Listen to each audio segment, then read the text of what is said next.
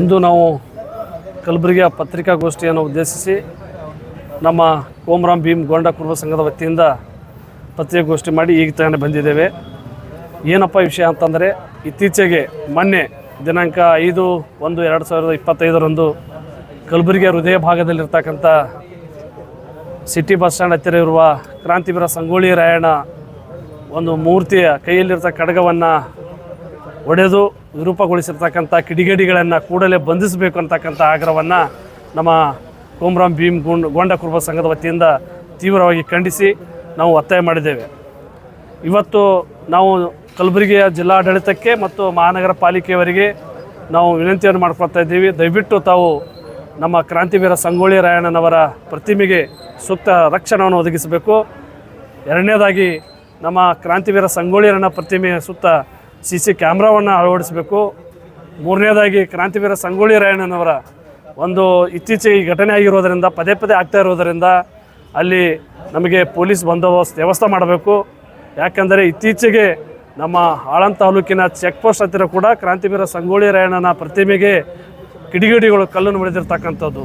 ಈ ರೀತಿಯಾಗಿ ಈ ನಾಡಿನ ದೇಶಕ್ಕಾಗಿ, ಈ ನಾಡಿಗಾಗಿ ಹೋರಾಟ ಮಾಡಿರ್ತಕ್ಕಂಥ ಒಬ್ಬ ಕ್ರಾಂತಿವೀರ ಸಂಗೊಳ್ಳಿ ರಾಯಣ್ಣನಿಗೆ ಅಪಮಾನ ಮಾಡಿದರೆ ಇದು ರಾಯಣ್ಣನ ಅಭಿಮಾನಿಗಳಿಗೆ, ರಾಷ್ಟ್ರಭಕ್ತರಿಗೆ ಅಪಮಾನ ಮಾಡಿದಂತಾಗುತ್ತದೆ. ಹೀಗಾಗಿ ಇದನ್ನು ನಾವು ತೀವ್ರವಾಗಿ ಖಂಡಿಸ್ತೇವೆ.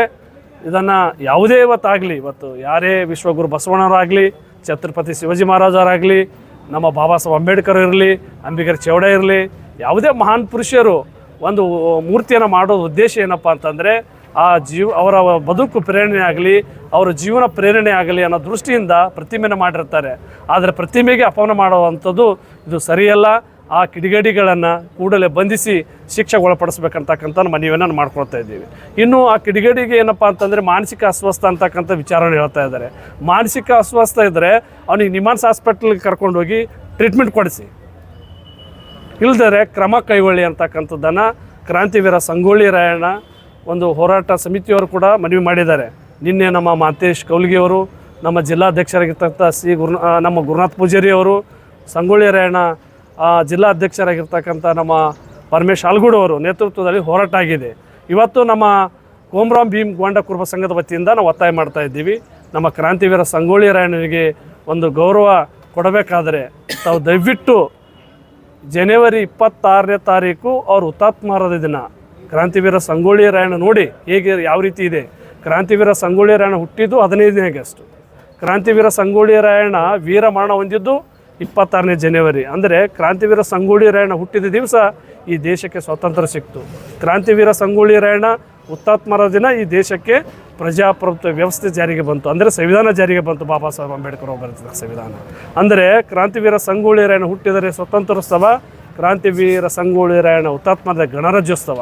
ಇಂಥ ಒಂದು ಅಪರೂಪದ ವ್ಯಕ್ತಿತ್ವ ಕ್ರಾಂತಿವೀರ ಸಂಗೊಳ್ಳಿ ರಾಯಣ್ಣ ಆಗಿರುವುದರಿಂದ ಬರುವ 26ನೇ ತಾರೀಕು ಒಳಗಡೆ ಸರ್ಕಾರ ಕೂಡಲೇ ಒಂದು ಸೂಕ್ತ ರಕ್ಷಣೆ ಕೊಡಬೇಕು. ಜೊತೆಗೆ ಕೂಡಲೇ ಏನು ಮಾಡಬೇಕಪ್ಪ ಅಂತಂದರೆ ಕ್ರಾಂತಿವೀರ ಸಂಗೊಳ್ಳಿ ರಾಯಣ್ಣನ ಮೂರ್ತಿ ಭಗ್ನಗೊಂಡಿರುವುದರಿಂದ ಅದನ್ನು ಬದಲಾಯಿಸಿ ಕ್ರಾಂತಿವೀರ ಸಂಗೊಳ್ಳಿ ರಾಯಣ್ಣ ಕಂಚಿನ ಪ್ರತಿಮೆಯನ್ನು ಪ್ರತಿಷ್ಠಾಪನೆ ಮಾಡಬೇಕು, ಸ್ಥಾಪನೆ ಮಾಡಬೇಕು. ಮಾಡದೇ ಇದ್ದರೆ ಮುಂಬರುವ ದಿನದಲ್ಲಿ ಕ್ರಾಂತಿವೀರ ಸಂಗೊಳ್ಳಿ ರಾಯಣ್ಣ ಅಭಿಮಾನಿಗಳು, ದೇಶಭಕ್ತರು, ಈ ನಾಡಿನ ಯುವಕರು ಕೂಡ ನಾವು ಬೀದಿಗೆ ಇಳಿದು ಹೋರಾಟ ಮಾಡಬೇಕಾಗುತ್ತೆ ಅಂತಕ್ಕಂಥ ಎಚ್ಚರಿಕೆಯನ್ನು ತಮ್ಮ ಮೂಲಕ ಕೊಡಲಿಕ್ಕೆ ಇಷ್ಟ.